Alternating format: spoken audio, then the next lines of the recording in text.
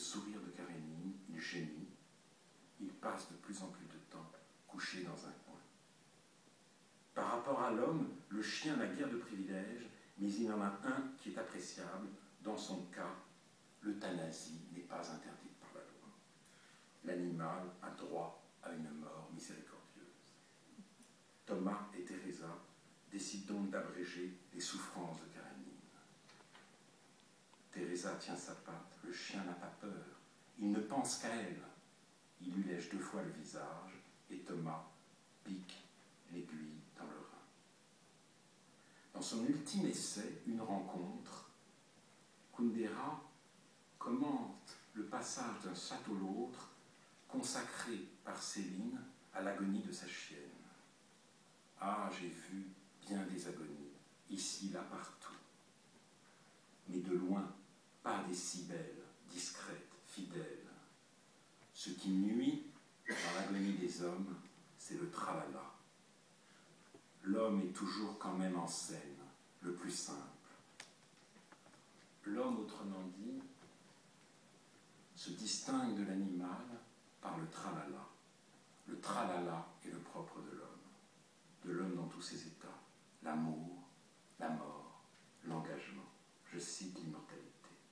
Le garçon qui s'inscrit à 20 ans au Parti communiste, ou qui fusille au point s'en va rejoindre la guérilla dans les montagnes, est fasciné par sa propre image de révolutionnaire. C'est elle qui le distingue de tous les autres, c'est elle qui le fait devenir lui-même. À l'origine de sa lutte se trouve un amour exacerbé et insatisfait de son moi, auquel il désire donner des contours bien nets avant de l'envoyer sur la grande scène de l'histoire où convergent des milliers de regards. L'œuvre de Kundera est traversée à l'inverse par la grande fatigue d'être homme. S'éloigner, s'en aller, s'effacer, ne plus s'offrir mais se dérober au regard, fuir le vacarme des autres et le tintamarre de son propre moi, sortir de scène. Tous les plus beaux personnages kundériens éprouvent cette tentation et même ce vertige. Le lendemain de leur émigration, Tamina et son mari se réveillent dans un petit hôtel d'un village des Alpes. Les voici seuls, magnifiquement seuls. Ils sont totalement coupés du monde. Aucun tralala ne vient troubler le silence qui règne autour d'eux. Tamina recevait ce silence comme un don inespéré, et elle songeait que son mari avait quitté sa patrie pour échapper aux persécutions, et elle pour trouver le silence. Le silence pour son mari et pour elle, le silence pour l'amour. Thomas et Teresa aussi sont des déserteurs. Ils refusent de jouer le jeu. Ils se désolidarisent de l'humanité et d'eux-mêmes. Ils quittent une à une les scènes historiques et professionnelles où se déroulait leur existence. La campagne est leur dernière halte. Mais le roman de Kundera bouscule la chronologie. Nous savons depuis longtemps que le camion de Thomas va se renverser dans un ravin et qu'ils vont mourir. S'ajoutant à l'agonie de Karénine, la connaissance de leur mort assombrit encore la description de leur idylle. Elle l'assombrit, elle la colore d'une lumière crépusculaire, mais elle ne la contredit pas. L'idylle résiste à la mort, l'idylle enveloppe la mort, l'idylle culmine même dans la fin tragique et prosaïque, violente et miséricordieuse de Thomas et Teresa.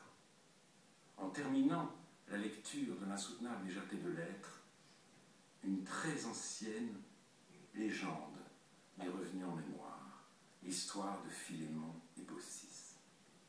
Ce couple de paysans avait reçu dans sa modeste chaumière Zeus et Hermès qui voyageaient incognito, alors que dans toutes les maisons alentour, on fermait les verrous.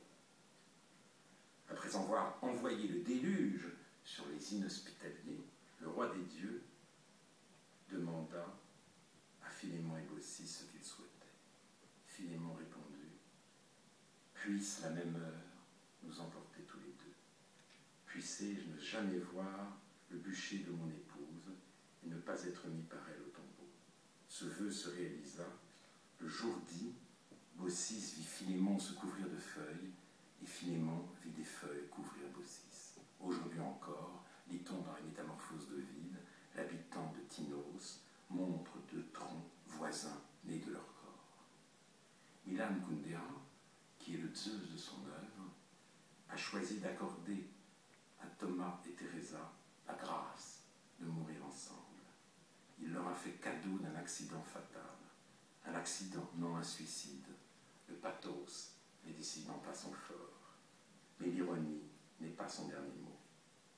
Après avoir implacablement démystifié l'amour romantique, il actualise inopinément le mythe antique de l'humble couple que ni le temps, ni même la mort ne parviennent à séparer.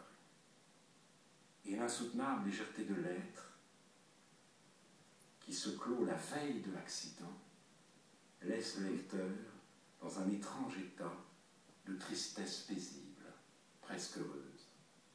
Il plaint Thomas et Teresa, il les pleure, mais si leur mort l'afflige, sa simultanéité le console, et il se surprend même, pour finir, à la regarder comme une chance.